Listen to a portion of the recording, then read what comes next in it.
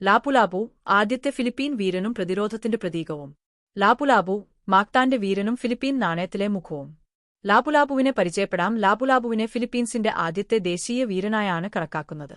1521 Spanish അധിനിവേശത്തിനെതിരെ മാക്താൻ ദ്വീപിൽ നിന്നുള്ള അദ്ദേഹത്തിന്റെ ധീരമായ ചെറുത്തുനിൽപ്പാണ് ചരിത്രത്തിൽ അദ്ദേഹത്തിന് ഈ സ്ഥാനം നേടിക്കൊടുത്തത്. മാക്താൻ യുദ്ധത്തിൽ ഫെർഡിനാൻഡ് മജല്ലനെ പരാജയപ്പെടുത്തിയതിലൂടെ അദ്ദേഹം ലോകശ്രദ്ധ നേടി. മാക്താൻ യുദ്ധം 1521 ഏപ്രിൽ 27 ഫെർഡിനാൻഡ് മജല്ലൻ ലാപു-ലാപുവിനെ കീഴടക്കാൻ ശ്രമിച്ചു. എന്നാൽ ലാപു-ലാപു വിദേശാധിപത്യത്തെയും മതപരിവർത്തനത്തെയും ശക്തമായി എതിർത്തു. സ്വന്തം ദേശത്തെക്കുറിച്ചുള്ള അറിവും തന്ത്രങ്ങളും ഉപയോഗിച്ച് ലാപു-ലാപുവിന്റെ സൈന്യം ശക്തമായ പോരാട്ടത്തിലൂടെ വിജയം നേടി. ഈ യുദ്ധത്തിൽ മജല്ലൻ കൊല്ലപ്പെടുകയും സ്പാനിഷ് സൈന്യം പിൻവാങ്ങുകയും ചെയ്തു. ദേശീയ പാരമ്പര്യം. ലാപു-ലാപുവിന്റെ ഈ ചരിത്രപരമായ വിജയം സ്പാനിഷ് അധിനിവേശം വർഷങ്ങളോളം വൈകിപ്പിച്ചു. അദ്ദേഹത്തിന്റെ ഓർമ്മയ്ക്കായി ഫിലിപ്പീൻസിൽ നഗരങ്ങളും ശില്പങ്ങളും ദേശീയ അവധികളും നിലവിലുണ്ട്. ഫിലിപ്പീൻ ജനതയുടെ ധൈര്യത്തിന്റെയും സ്വാതന്ത്ര്യത്തിന്റെയും പ്രതീകമായി ലാപു-ലാപു എന്നും നിലകൊള്ളുന്നു.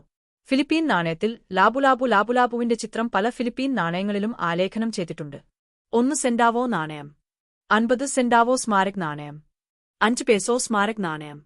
കൂടാതെ Philippine national police, fair protection bureau തുടങ്ങിയ ഔദ്യോഗിക മുദ്രകളിലും അദ്ദേഹത്തിന്റെ ചിത്രം ഉപയോഗിച്ചിട്ടുണ്ട്. സ്മാരക ആദരണങ്ങൾ. 2021 മാക്താൻ യുദ്ധത്തിന്റെ 500 വാർഷികത്തോടനുബന്ധിച്ച് ബാങ്കോ സെൻട്രൽ ഫിലിപ്പിനാസ് പ്രത്യേക നാണയങ്ങൾ പുറത്തിറക്കി. വാർഷിക പുനരാവിഷ്കാരങ്ങളിലൂടെ ഈ മഹത്തായ പൈതൃകം ഇന്നും സജീവമായി ആഘോഷിക്കപ്പെടുന്നു.